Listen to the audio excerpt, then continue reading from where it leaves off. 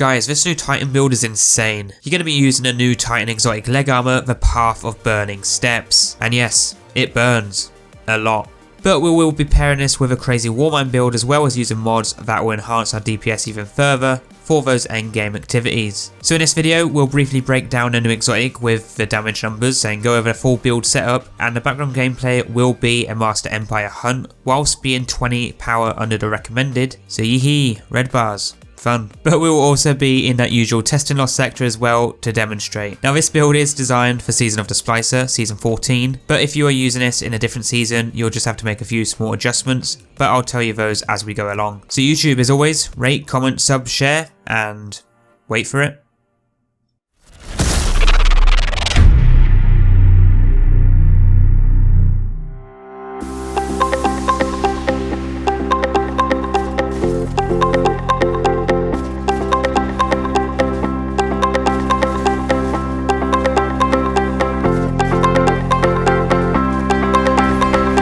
As always, before we do start, these sort of videos are being made every week, so if you want to see more, playlist below. Now let's start. So starting off the video, we're going to jump straight into checking out the DPS of the new exotic, and then we'll go over the full build setup. So let's first take a look at the new exotic. Now looking over the Path of the Burning Steps, it says we get a new perk called Firewalker, where solar final blows periodically grant you an escalating bonus to weapon damage, and we're harder to slow and freeze with stasis. We don't take any DPS, or should I say damage, when breaking out, and when we do, we create a blast of solar energy. Great stuff. But firstly, let's take a look at the damage difference. So using a Vision Raid Scout Rifle with no DPS perks, we hit a base of 2,788 damage. After getting a few kills and activating the Firewalker, we'll get our first stack, which takes our damage to 3,346, which is a 20% damage buff, by the way. Then times 2 will give us a 25% buff, times 3 a 35%, and strangely enough, times 4 again, another 35% buff, totaling to 3,764 damage. The buff lasts 10 seconds and you can refresh the timer and or add another stack if the max has not been reached every few kills, which seems to be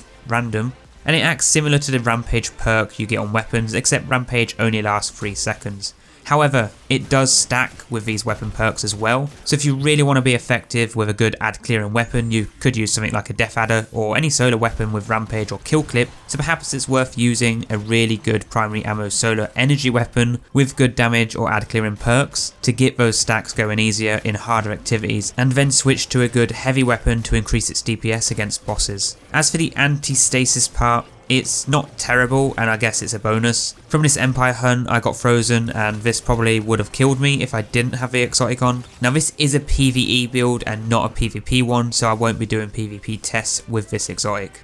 But that is a brief overview of the exotic, so now moving into the loadout and basing this on a master activity, I'm going with an SMG and Anarchy. Now both the kinetic and heavy really don't matter, so you can adjust your loadout to suit the activity you're heading into or what you prefer. But our main important weapon is going to be our energy one. Make sure you have a weapon that is solar and has either a Firefly or Dragonfly perk. You'll see why shortly, but for the purpose of a Master Empire hunt, I'm going with this scout rifle here, as this season I can use an anti-barrier mod, which means so far this one scout rifle is going to deal solar damage with Firefly where enemies explode, but we'll be using the Energy Accelerant mod, so it will deal more damage. And then we have our exotic leg armor, which with a ×3 stack will do even more damage. Not only that, but the buffs from your team's bubbles and wells, and our own high energy fire mod. And in other words, all these buffs combined are just going to make your one scout rifle OP for ad clearing fast in master activities. As long as you're above the recommended power, you really shouldn't have an issue keeping those stacked buffs on, but just know that if you are going into activities whilst underpowered like myself, you will still have a hard time, so as always, just play it safe.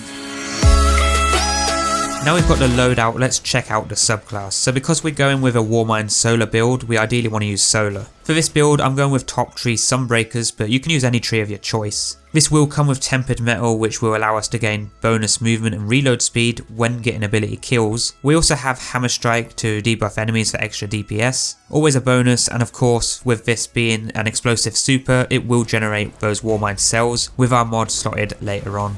Speaking of mods, Let's jump into the helmet. So with our mods here, we're running Taken Charge to become Charge of Light from our Masterworked Orbs, which we'll generate from our energy weapon, and then double X Ammo Finder, whatever weapon you're using for your main heavy boss and champion DPS. Now I should mention as well that you can slot these mods into any armor piece, and they don't have to be exactly how I have them. However, some of them will show a solar symbol, which means the armor element type needs to be solar to have that mod show up for you if it's unlocked. But for the gauntlets, you want Wrath of Rasputin to generate Warmind cells from solar splash damage, that being our solar scout rifles Firefly or Dragonfly's Final Blow, our abilities, and also our supers. Then you also have enough points to slot in all types of champion mods. They will be different each season, but you should have enough points regardless. Moving into the chest though, we are running Burning Cells, where destroying Warmind cells will cause enemies to burn for a short time. Double X reserves again for the weapon you're using. For me it's Anarchy. Then of course for the legs, we have the exotic leg armor, which you should know what it does as I previously explained. But the mod you'll want is Rage of the Warmind, where it adds additional solar damage to the Warmind cells you destroy, and then your weapons scavenger mod. Finally for the class, we're running High Energy Fire for extra DPS on our weapons, with distribution, which really doesn't matter, you can change this if you want, and Energy Accelerant, which you do want for extra Dragonfly and Firefly damage. Now if you're using this build after season 14, you can replace this with a similar mod or a new one from the artifact, but regardless, this is the build, and with or without the new mods, it will destroy everything in your path, but it will be more effective with it maxed out the way it has been created here. But lastly though, make sure you choose the best stat of your choice to reach max. For me, that is going to be Discipline for faster grenades. So we have the build set up, and now you don't have to use the loadout I'm using, you can choose to use anything you want, but it does need to be a solar energy weapon, as this build is focused on using solar damage to enhance our DPS. So you can use the new Raid Scout Rifle, Ariana's Vow, the exotic bow from last season is actually a really good option as well, and Taraba. But ideally you want to use something that has Firefly, Dragonfly, or is explosive in some form to really make the most out of the new Energy Accelerant mod. But otherwise, if you don't want to use this mod, then you're better off using a solar weapon that has DPS perks like Rampage and Kill Clip, but that will then defeat the whole purpose of being a Warmind cell build if you don't have any explosive splash damage to create them in the first place. Now this build is definitely something fun and different to use in those endgame activities, but it will perform a lot better if you are above the recommended power level or you're playing something more casual like a strike. Is this something you can take into a Grandmaster Nightfall? It's probably worth a try, but there are a lot of better builds and options out there, like my other Titan build. And I did use this build during the Legend Lost sector, and honestly it worked really well, and I'm probably going to try using it in a Master Lost sector regardless of being underpowered, but I'll see how that turns out. It's probably not a build I'll use every day, because let's be honest, nothing beats the classic Thunder Crash and Cuirass of the Fallen Star build, right? Although to be fair, it is something different to use other than always using a meta build 24/7. But that is all for this new build video, and next you should go check out the playlist for all my other builds. I do a ton of new builds every week, but for now give this one a try and let me know what you think and how it performs for you. Drop that rating, subscribe and share, and I will of course see you in the next video.